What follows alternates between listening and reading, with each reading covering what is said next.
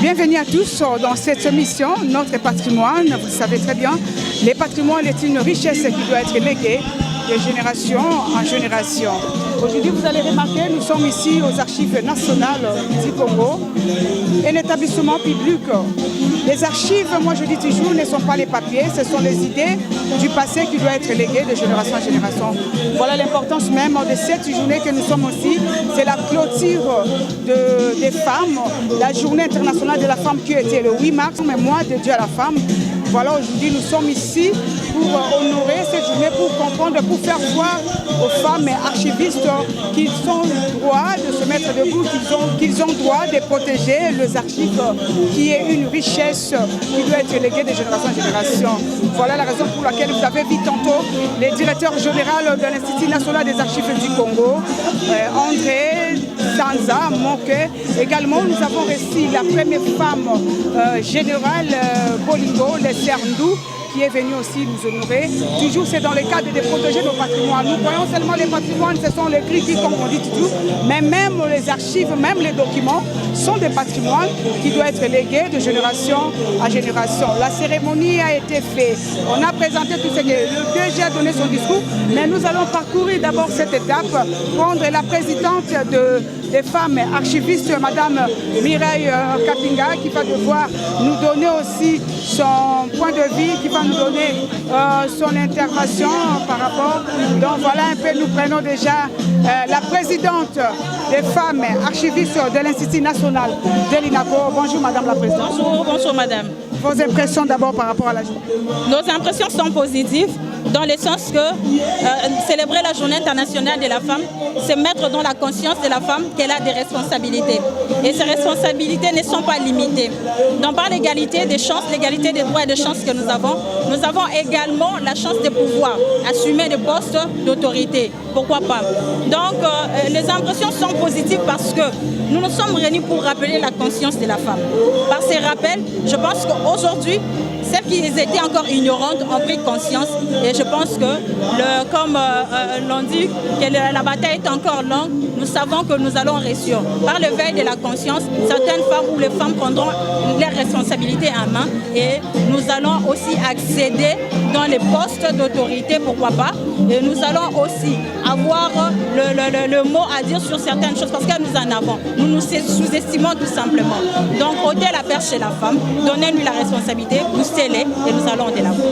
Madame Mireille Kapi, j'avais suivi votre exposé, si je peux le dire, mais vous avez dit quelque chose de très important, que la femme archiviste doit se prendre en charge au détriment de protéger les archives. En tant que présidente, vous êtes sûr et certain que vous allez motiver ce moteur pour que toutes les femmes de l'INACO puissent comprendre au moins qu'est-ce qui est? Celle-ci n'est pas la première, elle ne sera pas non plus la dernière. Par de nombreux ateliers et de formations que nous allons encore à organiser, je pense que si la conscience était à -0, elle montera à +1, +2, +3, ainsi de suite. Donc je pense que la gestion des archives nous concerne tous. Donc, en en tant que femme archiviste, cette gestion ou la bonne gestion des archives nous concerne parce que plus souvent, nous voyons des femmes reculer à cela pour dire elles se limitent tout simplement dans certaines formalités. Et ce qui est de grandes responsabilités, là c'est adapté aux hommes, c'est pour les hommes. Donc cette prise de conscience d'aujourd'hui, si elle est à -1, je pense qu'il y a +1, +2, +3 et la femme prendra conscience de la bonne gestion des archives et pourquoi pas de la bonne gestion de ses responsabilités pour assumer également les postes d'autorité. Nous vous remercions. Merci. Là, nous continuons quand même à chercher quelques femmes de l'INA pour booster cette entreprise. Ah oui, bien sûr. Nous sommes derrière le directeur général pour l'épanouissement de notre entreprise. Merci. En tout cas, nous sommes très fiers. Je vois.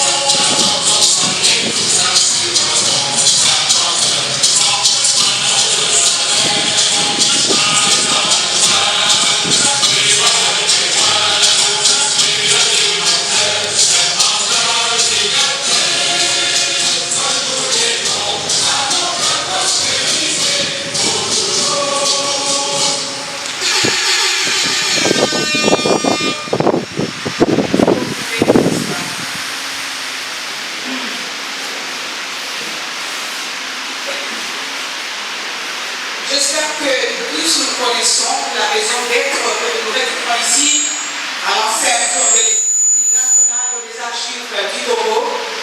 C'est à l'occasion de la Journée internationale de la femme, l'organisation professionnelle de collaboration, concertation et impulsion de mise en œuvre des activités archivistiques au PCFIR en sigle a organisé aujourd'hui 30 mars une journée de réflexion sur les thèmes le rôle de femmes archivistes sous gestion des archives au regard des changements climatiques et la réduction des risques des catastrophes.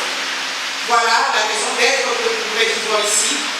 Mais avant d'ouvrir cette manifestation des femmes, nous allons inviter la présidente de femmes d'Elinako qui va devoir nous donner son nom et circonstances. À l'honneur, Madame Mireille Kabila, nous attendons votre nom et circonstances. Comme vous le savez tous, les thèmes retenus pour les Nations Unies pour célébrer la Journée internationale des droits des femmes est la réalisation de l'égalité des sexes, la réalisation de l'égalité des sexes et l'autonomisation de toutes les femmes et filles dans les contextes de politique et programmes dans le domaine des changements climatiques et de la réduction des risques environnementaux et des catastrophes. Au niveau national, cette journée a été célébrée sous les thèmes promouvoir l'autonomisation des femmes et des filles ainsi que l'égalité des sexes dans les contextes de la lutte contre le changement climatique et la réduction des risques des catastrophes. Et nous, en tant que femmes archivistes, nous avons planché sur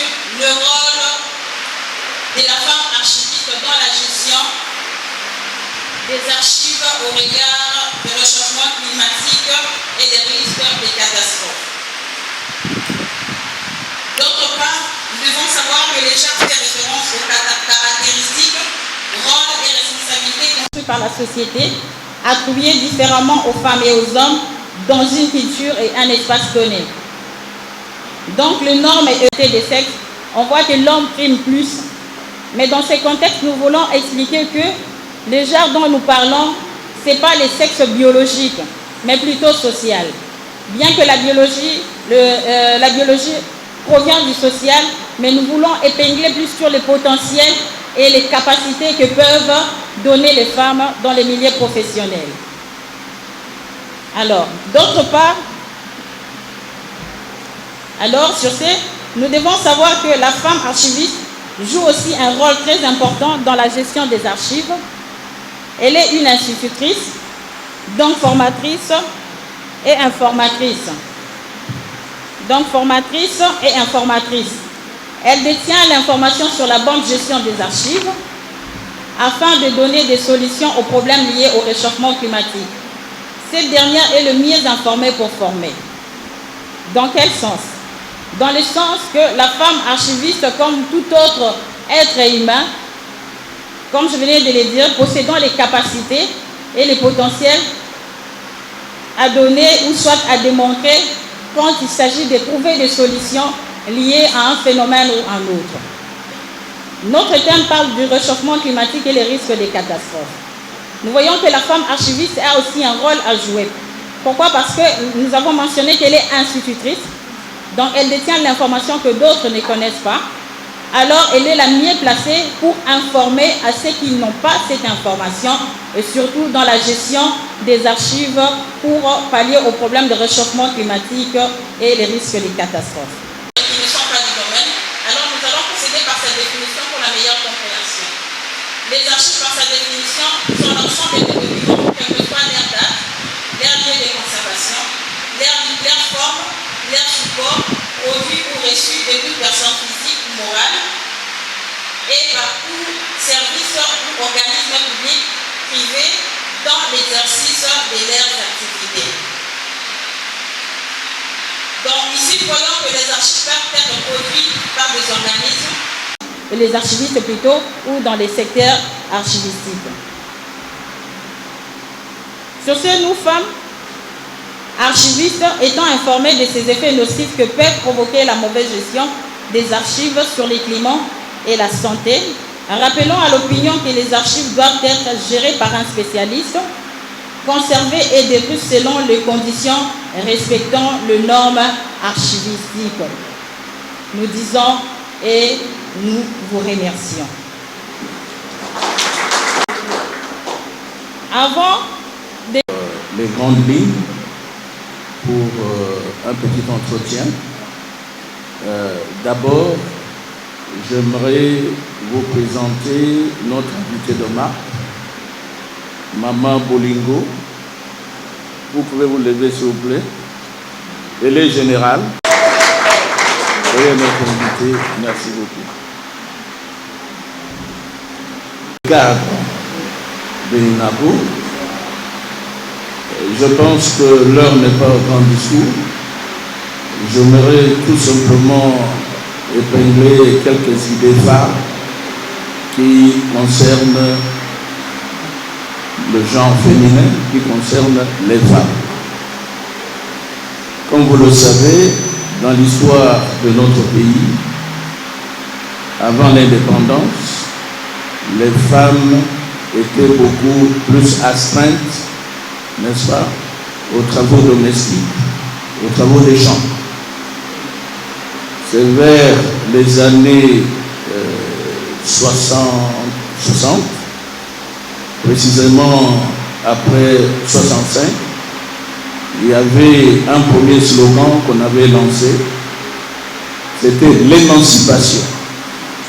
L'émancipation des femmes.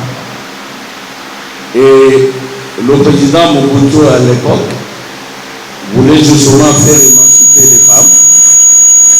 Donc il ne voulait pas que les femmes soient astreintes essentiellement aux travaux domestiques, il fallait que les femmes participent au développement du pays. Et en ce moment-là, il s'est engagé justement à former les femmes, n'est-ce pas, et à leur confier des tâches importantes, au même titre que les hommes. C'est ainsi que nous avons eu en ce moment-là Madame Sophie Kanza, qui fut la première femme universitaire et première femme devenue ministre, Sophie Kanza. Et ça a continué, justement. Nous avons également, au niveau de nos forces de sécurité et de défense, nous avons eu également, n'est-ce pas, la formation des officiers. Et parmi ces officiers, déjà la première, je peux dire, la première femme la plus gradée, c'est Maman Bolingo, que je vous présente ici, et peut encore se mettre debout.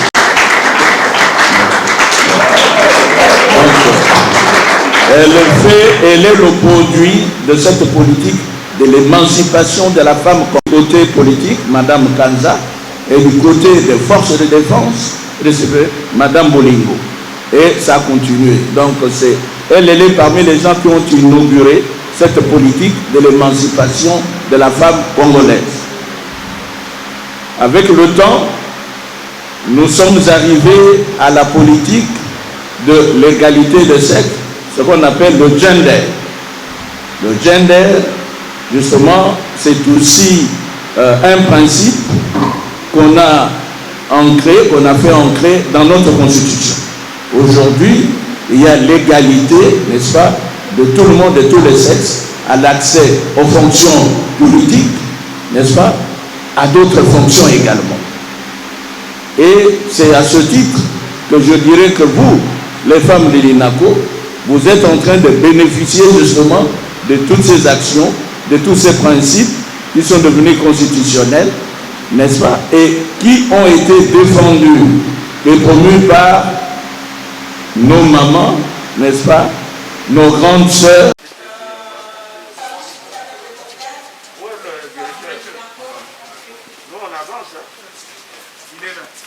En général, nous sommes heureux de vous recevoir ici chez nous. Ici où nous nous trouvons, c'est le premier magasin où nous conservons les archives depuis l'indépendance, depuis que nous sommes indépendants.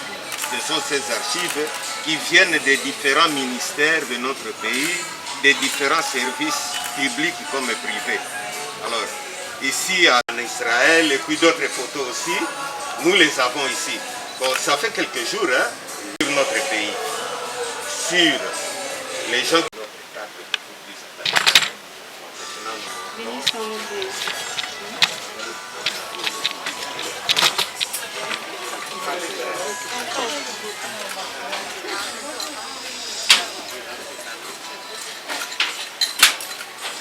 Alors, général, ici, c'est le deuxième magasin, les archives coloniales.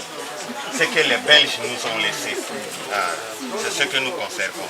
Mais vous savez, avant l'indépendance. Alors, vous allez remarquer qu'il y a des vides, puisque bon, à l'indépendance, les Belges ont ramené tout en Belgique. Ils ont laissé ce que nous avons ici. Bon, nous avons quelques documents sur l'État indépendant du Congo. Et après, c'est le Congo belge, jusqu'en 1960. Donc nous les conservons dans ces conditions. Alors bon, nous pouvons évoluer. Ah oui, mais c'est solide. Hein? Ici, nous avons des documents sur le personnel.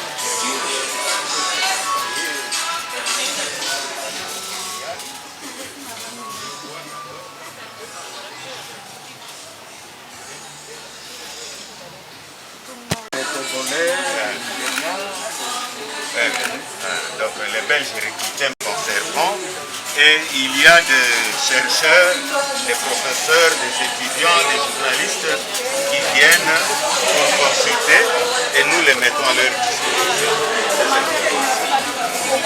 Donc c'est cela et ça on appelle ça des rayonnages.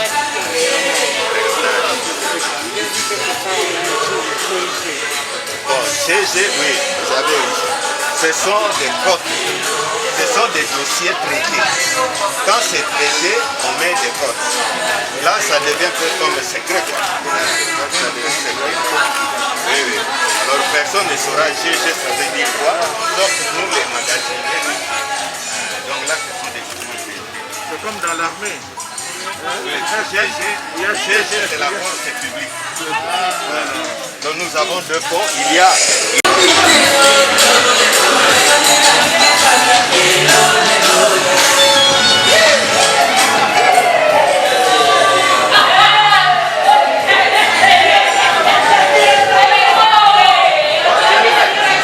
la galerie des photos. Ici, à gauche, ce sont des administrateurs, des gouverneurs généraux.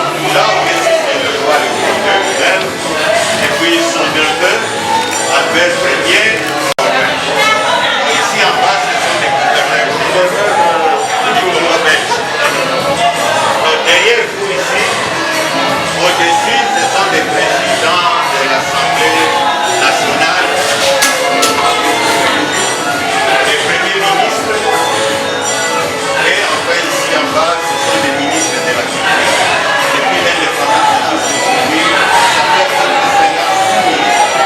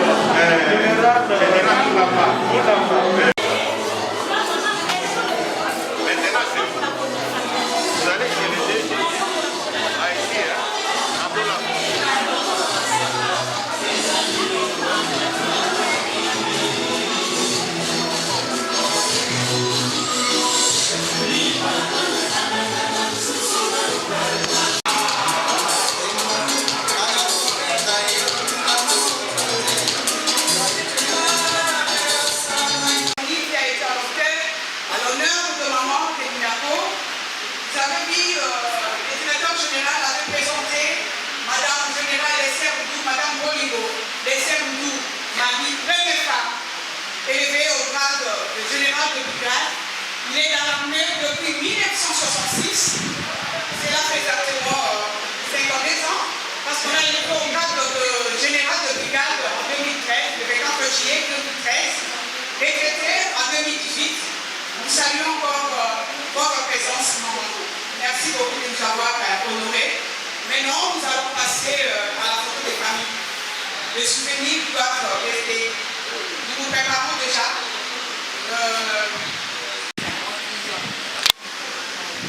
Je suis entrée dans l'armée en 1998. Et ce n'est qu'aujourd'hui que je sois honorée parmi les activistes. Je suis aussi active congolaise, la première femme militaire dans notre armée nationale congolaise. J'avais en ce moment-là 16 ans. Je fais du parachutage, infanterie, formation militaire. Nous sommes allés en Israël en 1967. Nous avons fait la formation des sous-officiers et d'officiers. J'étais parmi les officiers, compte tenu de ma capacité. En revenant au pays, le président Mobutu, commandant des femmes militaires, le premier commandant des femmes militaires au Congo et les premiers officiers militaires femmes, les plus anciens. Dans l'armée, il y a toujours les plus anciens. Je suis le plus ancien. J'ai travaillé dans l'armée, on m'a mariée. Je ne peux pas dire que je veux marier, non, on m'a mariée par mon mari qui fut adjudant. Moi j'étais sous-lieutenant. C'était un mariage terrible. Toute l'armée était touchée par le commandant Bouloni. Tout le monde aimait le commandant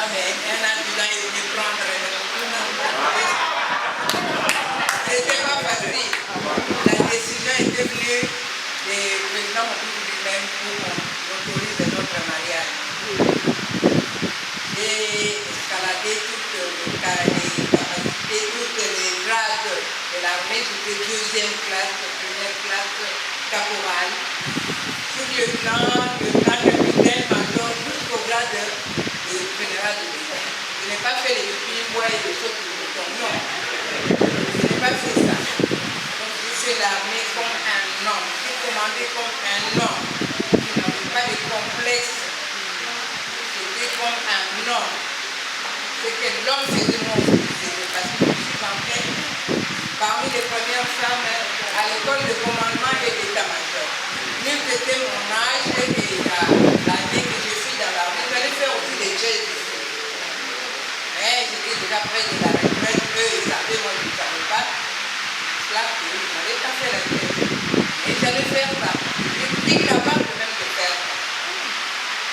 J'ai commandé 10 000 hommes. Quand moi je parle, j'entends jusque là-bas, même si je n'ai pas de micro. Ma langue, ma bouche est un micro. Et je vous encourage, les femmes, osons estimater. Le directeur général a dit ici, la femme est à la maison avec son mari. La femme doit être soumise à son mari. Mon mari est colonel, fou. Moi, je suis général de brigade. Je le respecte. Il est mon mari. Ma fille est là. C'est mon 5e enfant. Ma première fille a 52 ans. La cadette a 47 ans. J'ai des guerres. Ici, des bénéficiaires. J'ai 52 ans. J'ai 72 ans. Regardez. Hein? Je suis encore jeune. Hein? Et c'est l'armée qui m'a rajeuni. Et pourquoi pas ne pas appeler aussi à nos filles, à nos petits-fils et filles de venir dans l'armée. L'armée, ce n'est pas la mort. Quand il y a la guerre à l'Est là-bas, ce sont les militaires qui meurent. Les civils ne meurent pas. Tout le monde meurt. Alors, j'encourage les filles surtout, qui ont peur de venir dans l'armée. Ils me regardent, qu'elles me regardent. Je suis là. Maman Coco. On m'appelle Mamie Coco. Merci. Et ça ne sera pas la dernière fois que je suis à votre disposition. Si vous avez besoin d'autres photos, j'en ai plein. Je vous remercie.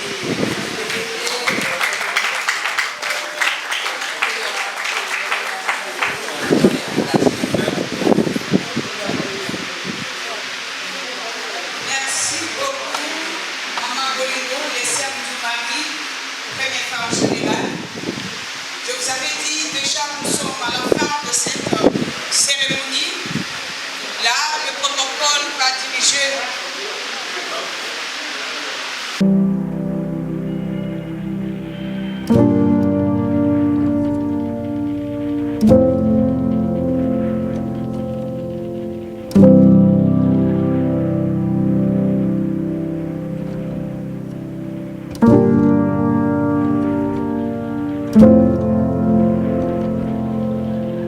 Thank you.